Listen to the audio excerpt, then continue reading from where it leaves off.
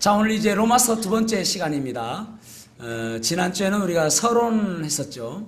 이제 오늘 1장 1절부터 7장까지 하려고 생각하고 있습니다. 1장 1절을 같이 읽어보겠습니다.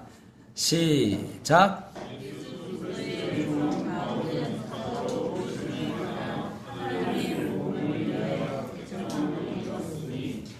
아멘. 사도 바울은 본인을 소개를 합니다. 먼저는 예수 그리스도의 종이라고 소개하고 있죠. 종이라는 단어는 여러분 많이 들어봤던 헬라어 단어입니다. 둘로스라는 단어입니다. 그런데 조금 문제가 있어요. 종이라는 단어는 사실은 둘로스라는 단어는 노예라고 번역해야 옳습니다. 이 종이라고 번역한 데에는 다분히 의도적인 오역이라고 할 수 있습니다. 왜 그런가 하면은 종이라고 하면은 노예라고 하면은 영어로는 슬레이브라고 해야 되는데 미국 사람들이나 영국 사람들이나 문명적인 그런 민낯이 있죠. 그래서 피하고 싶은 단어가 있습니다. 슬레이브입니다. 왜냐하면은 영국이나 미국이나 노예 제도를 했던 나라이기 때문에 그렇습니다. 그래서 이 단어를 피하고 싶은 거예요. 그래서 서번트라는 종이라는 단어를 쓰게 된 것입니다. 그래서 있잖아요. 예전에 2012년 정도인데 그때 존 맥카더 목사님 유명하지 않습니까? 이분이 슬레이브라는 책을 썼어요. 그 책의 내용은 무엇인가 하면은 성경에서 잃어버린 단어를 되찾아야 된다라고 해서 그 노예라는 단어를 지금 이제 다시 소환해가지고 이 단어를 써야 한다라고 주장하는 것입니다. 노예라는 단어가 원래 맞는 단어입니다. 그러니까 이스라엘 신명기 15장 22절 이하에 보면은 거기도 종이라고 되는데 사실은 노예거든요. 노예 시장에서 노예를 사왔을 때에 그 노예를 어떻게 할 것인가에 대해서 자세하게 기록되어 있습니다. 그러니까 6년간 노예를 이제 사가지고 와가지고 노예를 집에서 이제 부려먹다가 거기 보면은 6년이 되었으면은 7년째 되었을 때는 자유를 주어라 라고 이야기합니다. 그러면서 그냥 자유롭게 해주는 것이 아니라 자기의 가지고 있는 소출이나 재산들을 좀 팔아가지고 줘보내라 그렇게 말씀합니다. 그런데 한 가지 이제 예외가 있습니다. 여종이나 또 남종이나 이제 6년간 있으면서 자기의 주인은 남다르거든요. 인격이 아주 좋고요. 또 사랑할 정도로 아주 귀하신 분이라는 그런 생각을 갖게 되어질 때에 저는 다른 데 가고 싶지 않습니다. 그리고 내가 자유인으로 살아갈 용기가 나지 않습니다. 제가 여기에서 그냥 계속 있겠습니다. 라고 하면서 영구 노예로 남기를 원한다면은 이제 귀를 문에 송곳으로 뚫어서 그래서 본인이 이곳에 있겠다라는 표를 합니다. 여러분도 그래서 귀걸이 했죠? 여기에 영원히 있겠다라는 마음으로. 그래서 이제 그때의 그 노예의 마음은 무엇인가 하면은 내가 주인님을 사랑하기 때문에 그래서 사랑의 포로가 되겠습니다. 사랑의 노예가 되겠습니다. 그런 뜻입니다. 그러니까 바울 사도가 나는 예수 그리스도의 노예다. 나는 예수 그리스도의 종이다. 라는 말은 예수님이 꼭 붙잡고 있는 것이 아니라 내가 자진해서 주님을 사랑하는 마음으로 주님께 내가 노예가 되겠습니다. 주님을 위해서 일하겠습니다. 라는 그런 뜻을 가지고 있습니다. 로마 시대 때만 해도 초대교회 때에 로마에 노예가 엄청 많았다고 그러죠. 그런데 그 노예들이 그리스도를 믿고 나서는 자신의 정체성, 아이덴티티, 정체성을 이야기할 때에 사람들이 이해하지 못하는 이야기를 했습니다. 예를 들어서 노예였던 사람은 너는 자유인이냐 노예냐라고 물어보면은 그들은 뭐라고 이야기하냐면은 나는 원래는 노예였으나 그러나 예수 그리스도의 은혜로 지금은 자유인이 되었습니다. 그렇게 고백하는 거예요. 또 자유인인 사람들은 당신은 노예입니까? 자유인입니까? 라고 하면은 나는 원래 자유인이었으나 나는 예수 그리스도의 노예가 되었습니다. 그렇게 이야기하는 것입니다. 그러니까 사람들이 이해가 안 되는 거예요. 자유인이라는 거야, 뭐 노예라는 거야, 이해가 안 되는 그러한 이야기들을 그리스도인들이 했다고 합니다. 그러니까 여러분, 사랑의 노예가 된 것이죠. 오늘날로 치면은 어쩌면은 우리의 정체성에 대해서 생각할 때에 부부간에 남편은 무엇이 우리가 있어야 되죠? 책임감. 저는 남편은 책임감이 있어야 된다고 생각합니다. 그러니까 가정에 아내에게 책임감이 있어야 된다. 그런데 아내는 참 엄마로서 아내로서 헌신적입니다. 그죠? 그래서 아이들한테도 얼마나 헌신적입니까? 그런데 그 작것들이 말이야, 잘 몰라보고, 엄마의 사랑을 잘 몰라보고, 엄마를 무시할 때도 있잖아요. 그죠? 엄마는 얼마나 헌신적입니까? 그런 이야기 있잖아요. 어떤 아이가 오늘 설거지 한값 얼마, 방청소 한값 얼마, 엄마 이거 용돈 주세요 하니까 엄마가 다시 거기에 뒤에 적어요. 엄마가 이번 달에 밥 먹여준 거 100만원, 잠 지어준 거 200만원, 다 따지고 300만원 줘. 그랬대요. 엄마는 참 예전에, 그런데 좀 그런 것 같아요. 옛날이나 지금이나 보면은 그것도 조금 약해지는 것 같습니다. 그죠? 우리의 부모님들은 얼마나 헌신적이었습니까? 그래서 하나님의 사랑을 부모님의 사랑에 비유해서 이야기하잖아요. 왜 그렇습니까? 부모님의 사랑이 이 세상에서는 가장 크니까. 그래서 부모님들, 엄마가 아이들한테 하는 거 보면은, 어쩌면은 이 노예된 모습, 나는 당신의 사랑의 노예가 되었습니다 라고 하는 모습이나 비슷한 것 같습니다. 그죠? 아멘 안 하시는 거 보니까 동의하지 않는 것 같아요. 네. 자, 그러면서 또 그가 이야기하기를, 나는 이제, 종된 바울은 그렇게 말씀하고 있죠. 바울이라는 말과 바울이라는 단어와 사울이라는 단어는 의미는 그렇습니다. 사울은 큰 자이고 바울은 작은 자입니다. 그런데 이제 사울은 헬라식 이름이고 바울은 로마식 이름입니다. 그래서 로마의 점령지니까 마치 우리나라가 예전에 일본 강점기에 있을 때, 일제 강점기에 있을 때에 창씨 개명했잖아요.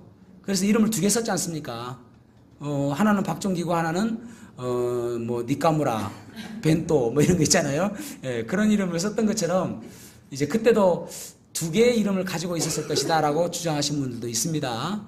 그런데 결국은 이제 사도행전 13장에 보면은 바예수 만나고 서교 바울 만났을 때에 그때부터 드디어 바울이라는 이름을 씁니다. 그죠? 그래서 왜 그렇게 바울이라는 이름을 쓰게 되어지는가 보면은 앞으로 땅끝까지 복음을 증거하는데 로마식 이름이 더 유용하게 쓰일 것 같아서 바울이라고 이름을 쓴 것입니다. 어쨌든 의미는 작은 자와 큰 자와 작은 자의 의미입니다. 그러니까 우리가 여러분 예수님 믿는다는 것은 무엇을 의미하냐면은 그전에는 내가 큰 자인 것처럼 느껴졌지만 예수님 믿은 그때부터 나는 작은 자라고 느끼는 것입니다. 겸손하게 느끼는 것이죠. 왜냐하면 우리는 I am nothing, 난 아무것도 아닙니다 라고 이야기하는 것이 주님 앞에서 우리의 자세 아닙니까? 그래서 바울사도도 보십시오.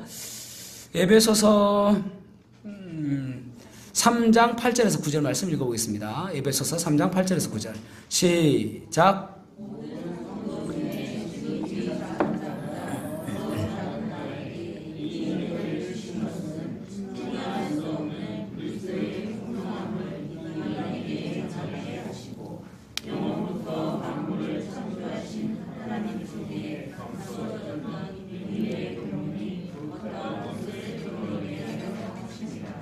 아멘. 작은 자가 되는 그 어떤 사람보다 작은 자와 같은 그런 사람이다.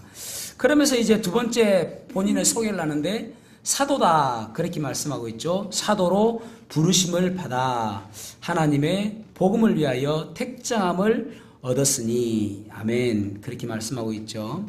사도라는 말은 아포스톨로스라는 헬라어입니다. 아포스톨로스라는 말은 보냄 받은 자, 보냄을 받은 자, 그런 뜻입니다. 파송받았다라는 그런 뜻입니다. 어떤 사명을 가지고 보냄을 받은 것이다 라는 것이죠. 어떤 사명을 가지고. 그래서 복음을 위해서 바울 사도는 보냄을 받은 사람입니다. 중요한 것은요, 내가 원하고 내가 좋아하는 것을 하는 것이 아니라 하나님께서 원하시는 것을 위해서 보냄을 받았다라는 것입니다. 그러니까 어디를 가는데 하나님께서 원하시기 때문에 그곳에 가게 되었다라는 것이죠. 그러니까 보내시는 분의 뜻에 따라서 가는 것, 그것이 바로 사도의 일이다라는 것인 말입니다. 그래서 사도의 자격이 무엇인가를 좀 알아봐야 되는데, 사도는 어떤 사람이 사도가 될 수 있는가 하면은, 첫 번째로는 직접 가르침을 받은 사람이다. 직접 보고 직접 가르침을 받은 사람이 사도다라는 것입니다. 고린도전서 9장 1절에서 2절 말씀 세 번역으로 읽어보겠습니다. 고린도전서 9장 1절에서 2절 시작.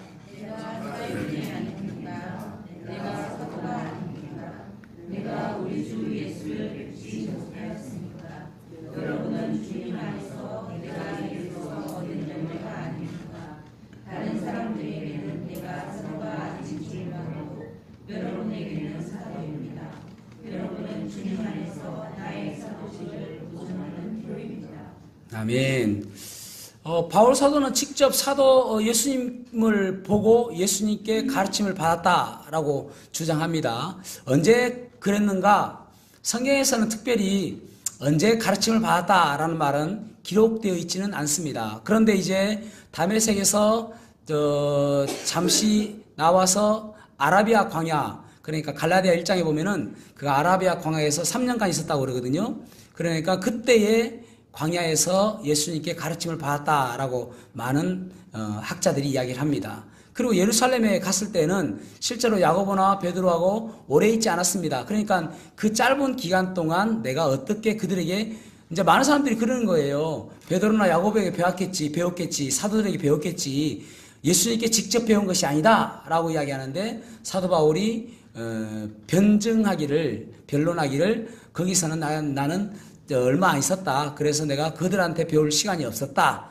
그래서 내가 아라비아 광야에서 3년간 배웠다라고 이렇게 이제 뭐 직접적으로 이야기하지 않는데 그때 배웠을 것이다라고 추측을 합니다. 그러니까 예수님께 직접 배운 사람이다. 그리고 고린도전서 1장 5절 15장 8절에서 10절 말씀 읽어보겠습니다. 15장 8절에서 10절 시작.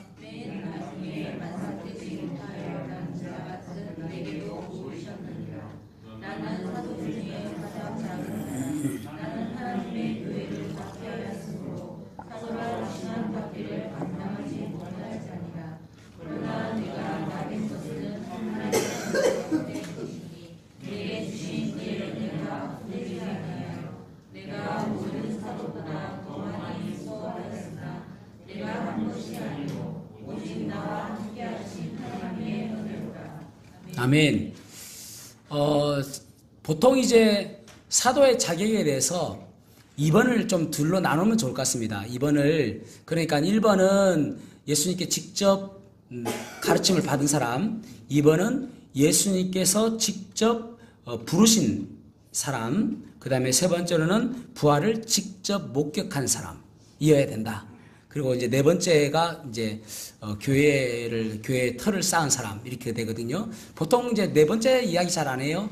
세 가지를 이야기합니다. 세 가지가 예수님께 직접 배운 사람, 그 다음에 예수님께서 보내신 사람, 부르신 사람, 그 다음에 세 번째 예수님을 직접 만난 사람, 부활하신 예수님을 직접 만난 사람.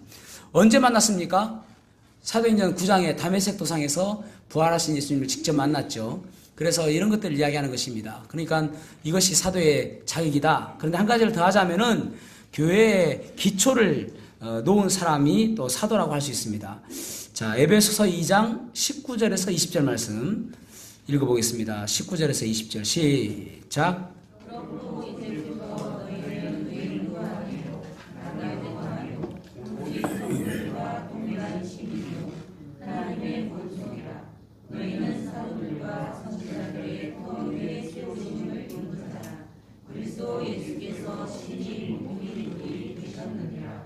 아멘. 교회는 선지자들과 사도들이 세운 터 위에 세워졌다. 그러니까 선지자들과 사도들과 선지자들의 터 위에 세워졌다라고 이야기하고 있죠. 그러니까 교회는 그렇게 세워졌는데 사도들이 세웠다라는 말입니다. 기초를 쌓았다라는 말이죠.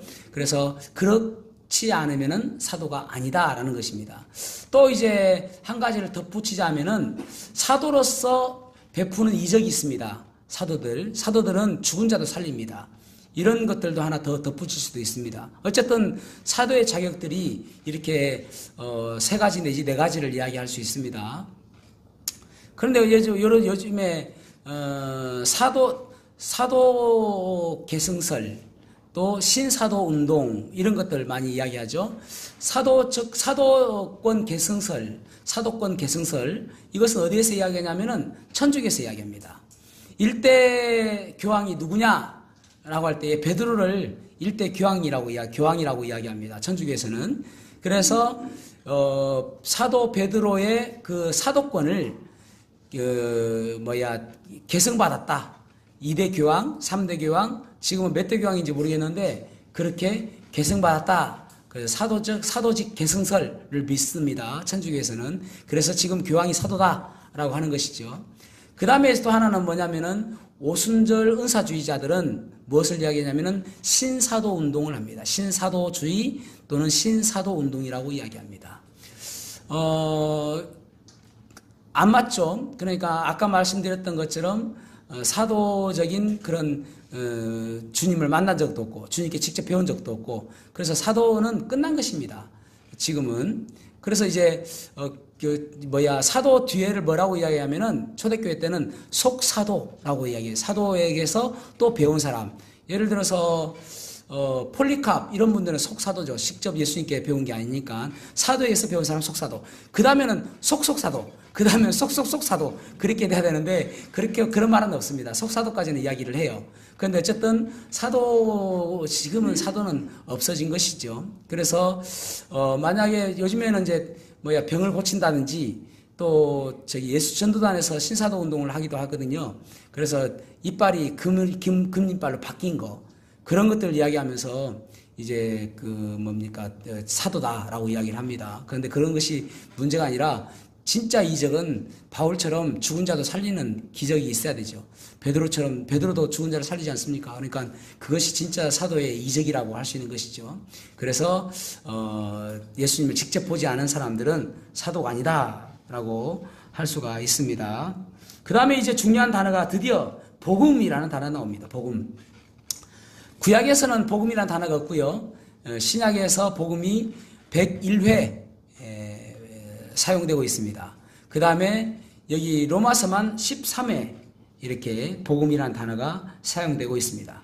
복음이라는 단어의 뜻은 좋은 소식, 기쁜 소식 그런 뜻을 가지고 있죠. 기쁜 소식 선교회라고 있는데 안 기쁜 소식이에요. 여기는. 복음이란 무엇인가? 예수님께서 오신다는 것이 복음입니다. 예수 그리스도에 대한 것들이 복음입니다. 그래서 2절에 보면 이제 복음의 내용이 나옵니다. 2절 같이 한번 읽어보겠습니다. 시작. 이 복음은 하나님이 선지자들을 통하여 내 안에 관하여 성경에 미리 약속하신 것이다. 아멘. 구약에서의 복음은 미리 약속한 것이다. 누구에 대해서요? 예수 그리스도에 대해서 미리 약속하신 것이 바로 복음이다라는 것입니다. 계시록 13장 8절 말씀 있습니까? 네, 같이 읽어보겠습니다. 시작. 주님을 나와 너희 땅의 생명책에 창세 이후로 이름이 기록되지 못하고 이 땅에 사는 자들은 다 그 짐승에게 경배하리라. 아멘. 이 말씀은 창세 이전에 건국할 때 그때에 이미 하나님께서는 어린 양의 보혈을 이미 알고 계셨다라는 말입니다. 그러니까 그 이후에 창세 이후에 어린 양의 그 생명책에 기록되어 있지 않는 사람은 다 구원받지 않은 사람이다라는 것입니다. 그게 복음이다라는 거예요. 어린 양의 생명책에 기록된 것. 그것이 복음이다라고 이야기하는 것이죠. 아주 중요한 이야기죠. 우리는 보통 이제 어린 양의 보혈하면은 2000년 전이라고 이야기하잖아요. 예수님께서 십자가에 달려 돌아가실 때에. 그런데 이미 대략적으로 6000년 전, 이 세상이 창조되기 전 그때부터 하나님은 어린 양에 대해서 알고 계셨다라는 것을 말씀하고 있는 것입니다. 그래서 창세전부터 복음이 약속되었다라는 것이죠. 그래서 구약 때부터 계속적으로 약속하신 것이 복음의 말씀이다라는 것입니다. 우리가 이제 흔히 성경에서 첫 복음을 무엇이라고 이야기하냐면은 원시복음, 또 원복음 이렇게 이야기합니다. 따라해 보시겠습니다. 원시복음, 첫 복음이라는 말입니다. 그것이 창세기 3장 15절입니다. 창세기 3장 15절. 이게 원시복음, 원복음 이렇게 이야기합니다. 같이 읽어보겠습니다. 시작.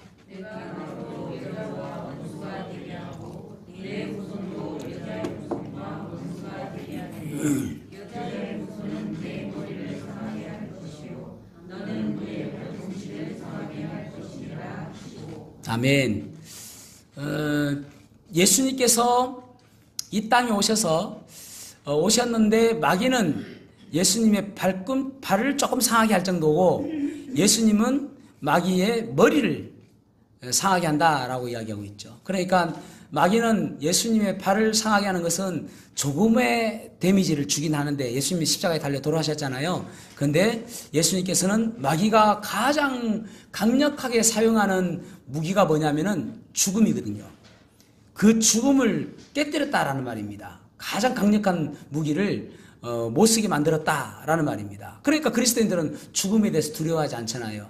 그러니까 둘째 사망이 얼마나 두렵습니까? 지옥 가는 거. 그 모든 것들을 다 깨뜨리셨잖아요. 그래서 그 예수님을 통해서 마귀의 그 머리를 상하겠다라고 말씀하고 있는 것이거든요. 히브리서 1장 1절에서 2절 말씀 읽어보겠습니다. 히브리서 1장 1절에서 2절 시작.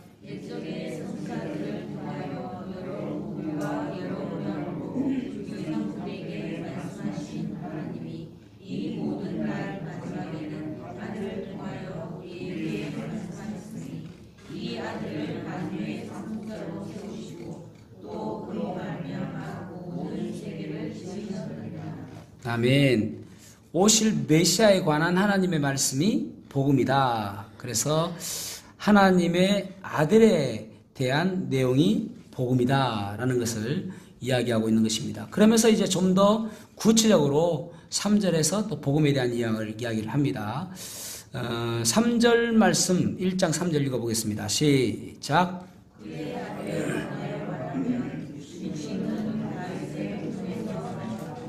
아멘. 육신으로 다윗의 혈통으로 나셨다라는 말은 육신으로는 왕족으로 오셨다. 왕의 후손으로 오셨다. 그런 말입니다.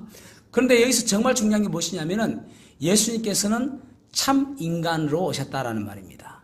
그러니까 겉모습만 인간이고 또 실제로는 하나님이신데 겉모습만 인간이 아니라 진짜 인간으로 오셨다라는 말입니다. 그래서 여러분 인간으로 오셨기 때문에 때로는 줄이시기도 하시고 피곤하시기도 하셨다라는 것입니다. 왜 인간으로 오셔야만 했습니까? 왜냐하면은 이 땅에 사시면서 흠 없는 희생 제물이 되시기 위해서 죄를 짓지 않아야 되기 때문에 그렇습니다. 여러분 흠이 있는 제물은 하나님께서 받지 않으시거든요. 그러니까 참 인간으로 오셨다는 것을 생각해 보면은 그 40일 동안 금식하시고 마귀를 만났는데 마귀가 돌덩이를 떡으로 만들어서 먹으라 하잖아요. 그게 얼마나 큰 유혹인지 모릅니다, 여러분. 인간이니까. 제가 옛날에 그 군대에 처음에 훈련소 가니까 제일 먹고 싶은 게 뭐냐면은 저는 그렇게 껌을 좋아하지 않았는데 훈련소 가니까 그렇게 껌을 그렇게 씹어보고 싶대요. 4주간 있는데 껌 씹어보고 싶더라고요. 그래서 나중에 집에 가서 껌 많이 씹었습니다.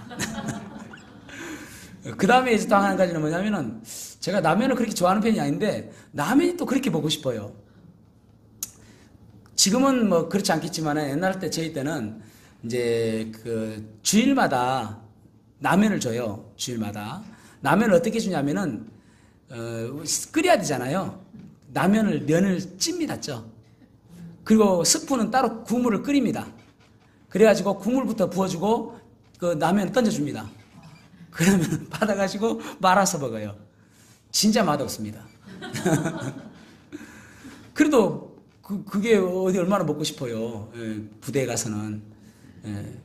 그런데 주님께서도 40일간 금식하셨으니까 저도 예전에 이제 신학교 다닐 때 금식을 몇 번 했거든요. 뭐 결혼을 위해서 기도한다고 금식한 적이 있습니다. 결국은 제 아내 때문에 금식한 건 아니고요. 전혀 다른 사람을 위해서 기도했는데 하나님께서는 그거 말고 이거다 하면서 주시더라고요. 하여튼 참 인간으로서 주님께서는 이 땅에 사셨습니다. 그래서 피곤하시기도 하시고 그 줄이시기도 하시고 그 대속죄일이 있잖아요. 대속죄일 때에 그러니까 이스라엘 유대력으로 7월 10일 날 이제 요즘에 유대력 많이 들으니까 이제 뭐 기억나죠? 7월 10일 날 7월 1일은 뭐라고요? 나팔절 7월 15일은 초막절 다 아시잖아요. 그죠? 이제 모른 척하고 계시는데 7월 10일 날 대속죄일 때에 그 이제 대제사장이 자기의 자녀들을 위해서 기도하고 또 백성들을 위해서 백성들의 죄를 위해서 기도하고 그리고 지성소로 들어갑니다. 들어갈 때 어떻게 하느냐? 발에 이제 방울을 하나 달고 또 줄을 하나 달고 그렇게 합니다. 왜요? 만약에 그 재물에 흠이 있으면은 하나님께서 받지 않으시는 거예요. 그리고 제사장 죽습니다. 그러니까 제사장이 살아나왔다는 것은 하나님께서 그 재물을 받았다는 거예요. 제사장이 죽었다는 것은 하나님께서 그 제사를 받지 않았다는 것입니다. 그래서 방울 소리가 들리지 않냐면은 밖에서 누구나 들어가면 죽으니까 줄을 잡아 당겨가지고 그 죽은 시체를 꺼내는 거예요. 그래서 줄을 달고 들어가는 거거든요. 그러니까 제사장이 살아서 딱 나오는 것이 이 백성들에게는 얼마나 기쁜지 몰라요. 왜냐하면 하나님께서 우리의 죄를 용서해 주셨다. 1년마다 한 번씩 대속죄를 지키면서 하나님께서 용서해 주시기를 원하는데 하나님께서 우리의 죄를 용서하셨다. 이것이 얼마나 기쁜지 몰라요. 완전 잔치입니다. 잔치. 그것을 하나님께서 받아주셨으니까. 그런데 그 재물이 흠이 없어야 되는 거예요. 그래서 예수님께서 이 땅에 사시면서 죄를 범하지 아니하시고 흠 없는 참 인간, 진짜 흠 없는 희생 제물이 되시기 위해서 참 인간을 오신 것입니다. 그러면서 자, 참 인간이고 그다음에 또 한 가지는 뭐냐면은 참 하나님으로 또 오셔야 돼요. 그죠? 그래서 4절 말씀 읽어보겠습니다. 4절. 1장 4절 시작.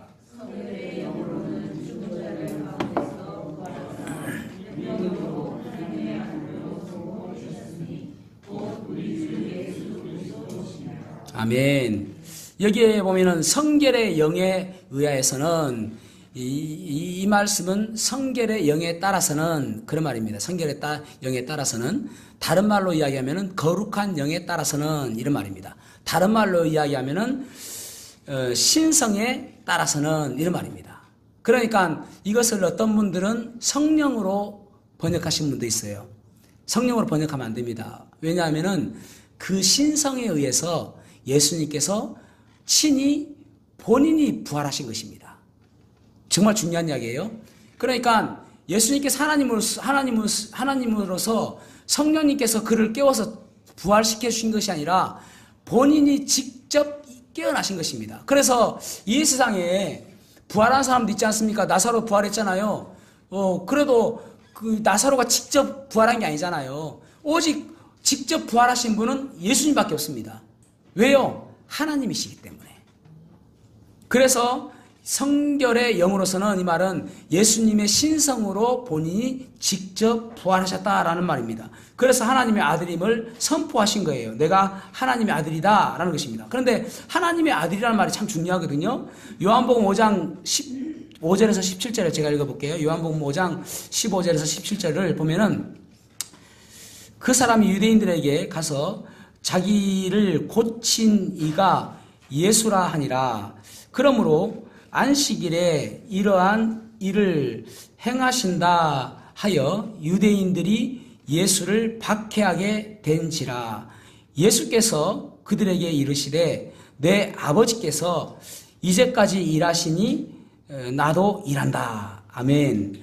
그러니까 내 아버지께서 나는 아버지 아들입니다. 라는 말은 유대인들의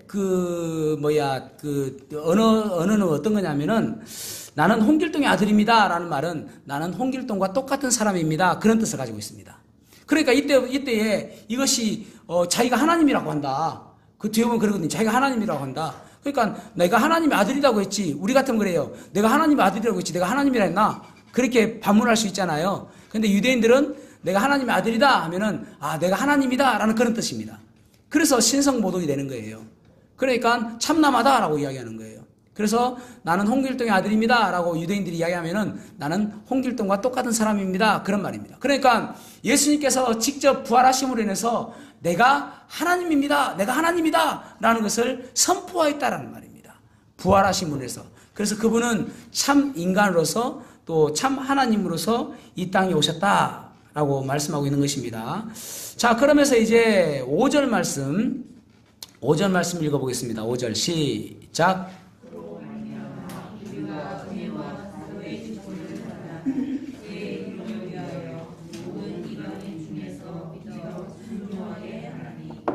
아멘. 사도 바울이 지금 나만 은혜와 사도직을 받았다고 이야기하지 않고 지금 로마서를 받고 있는 로마 성도들에게도 이야기합니다. 우리가 라고 이야기해요. 여기서 사도직이라는 말은 신분적 사도가 아니라 사명적 사도입니다. 그러니까 사도라는 말은 보냄을 받았다고 이야기했죠. 그래서 우리도 너나 나나 하나님께로부터 우리가 보냄을 받은 자다 그런 뜻입니다. 그러니까 그의 은혜와 사도직을 우리가 받았다. 나만 받은 것이 아니라. 자, 6절 7절도 보십시오. 6절 7절 같이 읽어보겠습니다. 시작.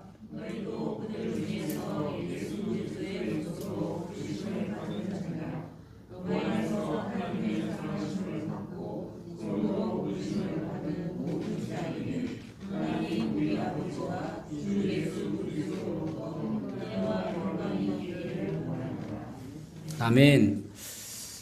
여기 성도가 나오죠. 성도라는 말은 세인트. 그래서 거룩한 사람이다라는 그런 뜻을 많이 이야기하는데 성도라는 말은 거룩한 사람이라기보다는 하나님의 목적에 의해서 구별된 사람이다라는 말입니다. 다시 말해서요. 하나님의 일을 위해서 구별된 사람이다 그런 뜻입니다. 성도라는 것은. 그러니까 하나님의 거룩한 뜻, 하나님의 일, 그 일을 위해서 우리가 구별된 사람이다 라는 말입니다. 우리는 이 땅에서 성도로 살아갑니다.